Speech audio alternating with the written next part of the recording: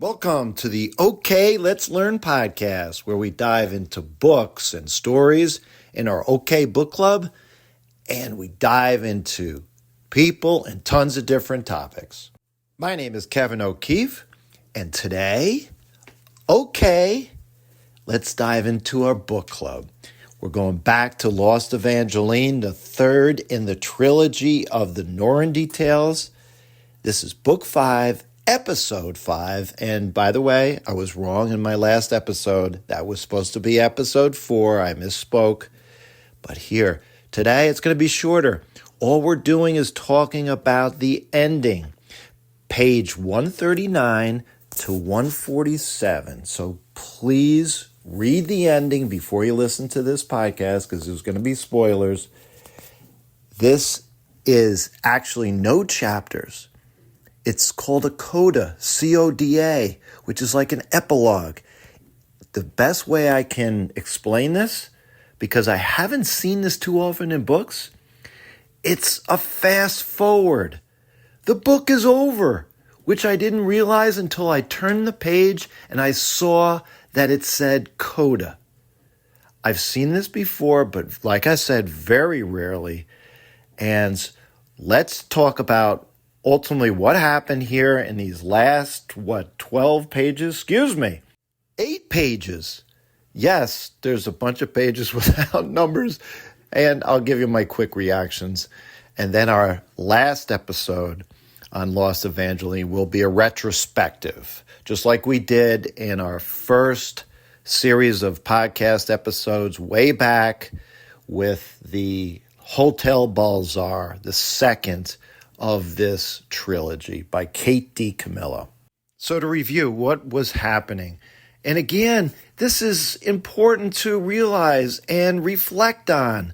I had thought we were just heading into the end of the story, like I said before, 12 to 13 pages, but no.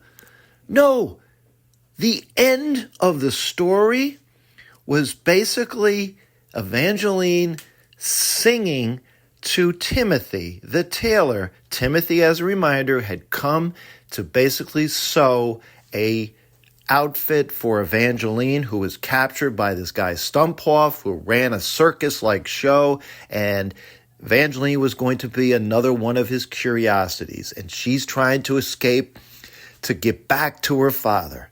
And what was happening at the same time that she is trying to escape?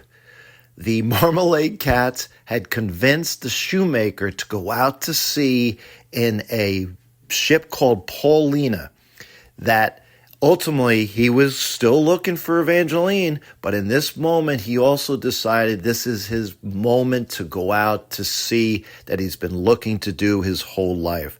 So the cat and the shoemaker are out at sea. We're assuming they're looking for Evangeline, and here Evangeline, she convinces Timothy to let her out of the cage by singing to her, which she promised him. So she cunningly sang this: "You do not have to stay where things are grim. You do not have to stay. You don't have to stay with him. You can go somewhere where someone speaks your name and knows your heart is true. This does not have to be a tale of woe, Timothy. You can choose to go. Timothy, you can leave. Things change, Timothy. Come with me, Timothy. Together we will be free." That's not a good version of how she sang to him, but you get the point. And the story wraps up where she says, and again, like I said, I didn't realize this is the end, and this is going to be part of my commentary. I don't like this. This is the end of the book. "Let us be brave then," said Evangeline. "We will go to sea where Stumphoff will never find us, and maybe, we will someday find my father, because anything is possible after all. Let's go! Let's go together, Timothy." So now we head into the coda, the reflection, the flash forward. Okay, here's what happens, and this is how it is formatted. Here's what happens to all of our main characters in our story. So just this alone gets me angry. It doesn't seem to be, oh my goodness, a way that a narrative can ultimately, traditionally end. We're just ending here, and now we're just going to tell you what happens in the future. So immediately as I'm going into this, I'm excited about reading what happened to our main characters, but I'm going to say this up front. It's almost like I'm thinking Kate DiCamillo has written so many wonderful stories in such a traditional way. Everyone lives happily ever after, or something that ultimately gives us a nice, good feeling at the end, that she's saying, well, you know what? I'm going to put a little mystery in here. And ultimately, this is somewhat what we're getting. What happens to Timothy? The story basically tells us right from the beginning that he ends up getting on a ship called the Erstwhile. I'm going to have to get back to that. The title of the ship, the name of the ship is Erstwhile. He was stowed away. He became a cabin boy. And then he basically ended up helping mend and making some of the sailors' clothes. And as the stories go, this is what the author is writing, as the stories go, sailors end up having mysteries and legends of some strange things that happen. And it was said that there was a rumor that Timothy was singing. The singing was so melodic, the singing was so beautiful that it was as if someone was perched on his shoulder, hidden by his hair, and singing as if it was a tiny little person. That's what the legend, that's what the story was told through the years. As the author finishes up the story of Timothy, she writes, the sailors could and did believe in such an impossible thing. A girl on his shoulder, the size of a mouse, who sings? And what of the girl? This is the next section. It's broken up by 3 little diamonds in each little section on the page. And we've got probably 100, not even 100 words here. So as I'm starting to read, I'm just thinking, no, this is not right. But here's what the author, Kate DiCamillo, writes. And what of the girl the size of a mouse? What of her? She was happy. She went off to sea. Her dream was fulfilled. But sometimes when the skies were dark and the stars were bright, she would go on deck alone and sing a song just for herself. Oh dear, the shoemaker is lost, she sang. Oh Papa, where can you be?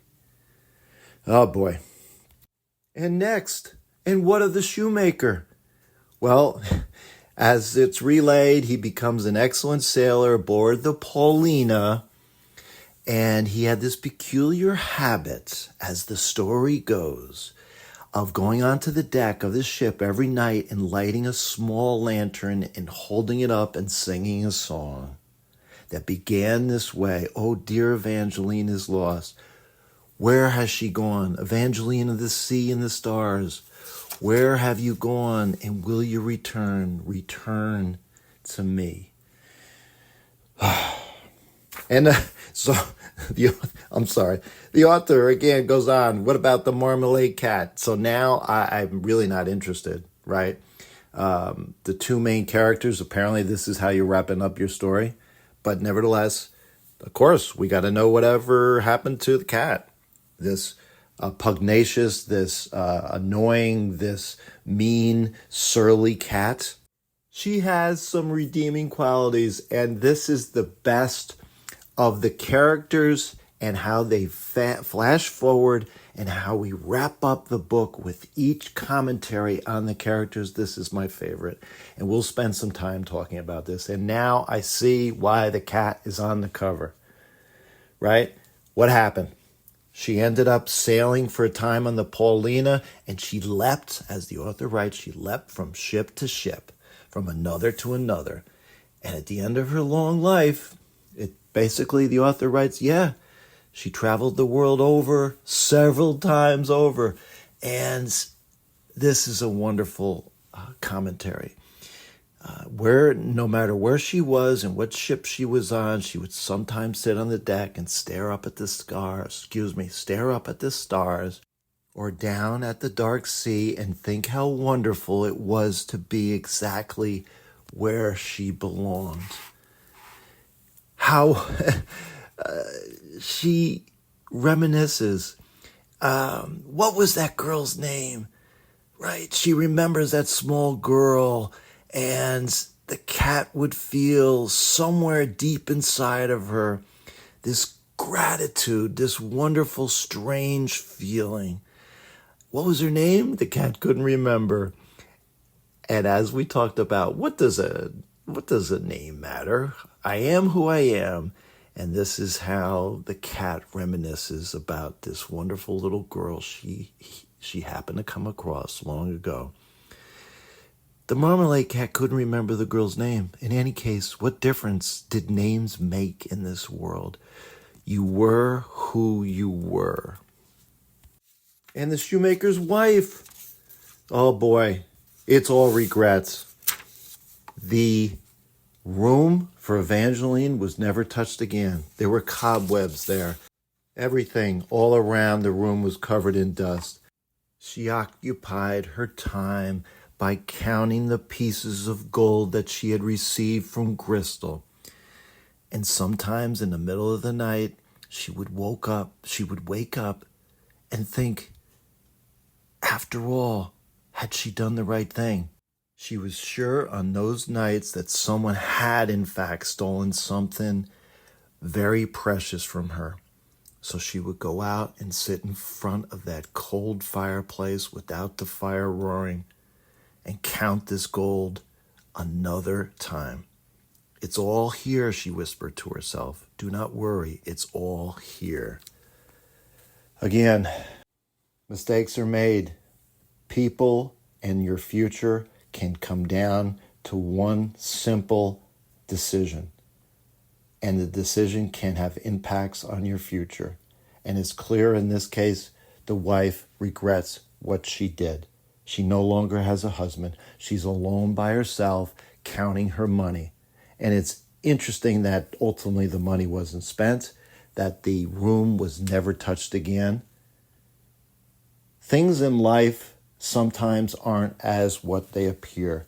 What matters, and again with all of the themes of Kate DiCamillo, is love, being together with each other. She tried to get that through to her husband, which was so remarkable and so amazing. Why do you want to go out to the sea and see the stars way up in the sky in a beautiful night when they're right above you?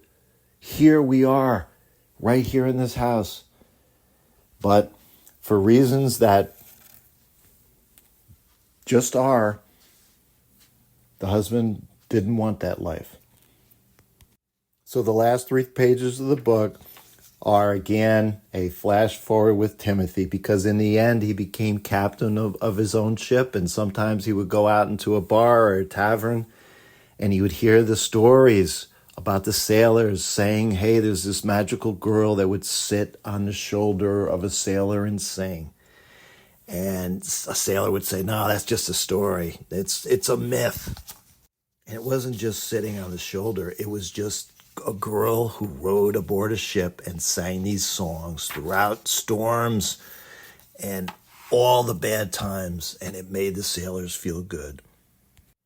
Timothy would hear these stories, just listen, and he would smile. And yes, right there, right at that moment, Evangeline, sitting on his shoulder, well hidden by this time by his beard, not his hair, would smile too. So the last page and a half, the author steps out of the book and is actually asking every reader at this moment in the story what we want to know. And this is what she writes. But you will want to know, did they ever find each other, Evangeline and the shoemaker? Will they ever be reunited? Well, in a small town in Denmark, there's a mariner's sailor's museum where you can see, displayed in a glass case, a miniature ship's lantern painted a bright red. And the card says that there's a legend told among sailors of a father who lost his daughter and went to sea in search of her. The man never gave up. He stood every night on the ship holding this small lantern and singing. The light of the lantern gave off. It wasn't much, but the sailors say that it was bright enough in the end for the father and daughter to find each other. And the author writes at the very end, possibly this is the origin of the old sailor saying, which is often told in the face of impossible odds, we must light a lamp for Evangeline and sing.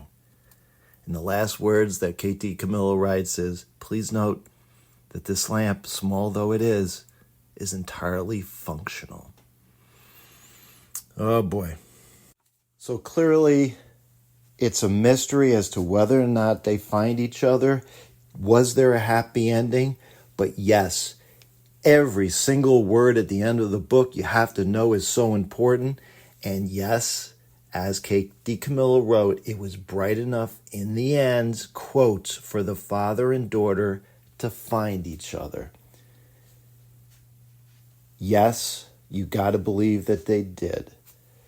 But is this a satisfying ending? Does this really hit at what you were looking for? I think no for most kids and adults. I think we really want that kind of lasting impact that we always got, that we got from the Hotel Balzar, that one moment when they were able to hug each other. It just left me unfulfilled, not happy. We could use a coda, we could use a flash forward, but still have them be reunited in all the details and all the heavy lifting that you need to do as an author to write that and how to make it impactful, how to make it so amazing. Again, this is just my immediate thoughts here, but as I've done a little research and listening to podcasts, Kate DiCamillo's such a big fan, as I've mentioned so often. And I think it's pretty clear that her most popular book, other than her first because of Winn-Dixie, was The Miraculous Journey of Edward Tulane. And that book gave you so much of what you were looking for. And like I said, I just think that she's been there, done that. And you know what? Let's leave a little mystery, a different type of ending. So ultimately, I'll give you my complete thoughts on the whole book and our last final episode of A Lost Evangeline. Best moments, worst moments, ranking the characters, ranking the scenes throughout the story, the writing, the best lines, the beginning, the middle, the end, what was ultimately good, bad, and different about the book, and certainly comparing it to the Hotel Balzar. There will be a future episode, just one probably, on the Puppets of Spellhorse, which was the first book of the 3 Norrøn tales. I thought this episode was going to be a little bit shorter, but again, thanks for staying with me. I hope you enjoyed this book, this journey that we took together. Until next time, reach out to me at kevmok21@gmail.com. And until next time, have fun and keep learning.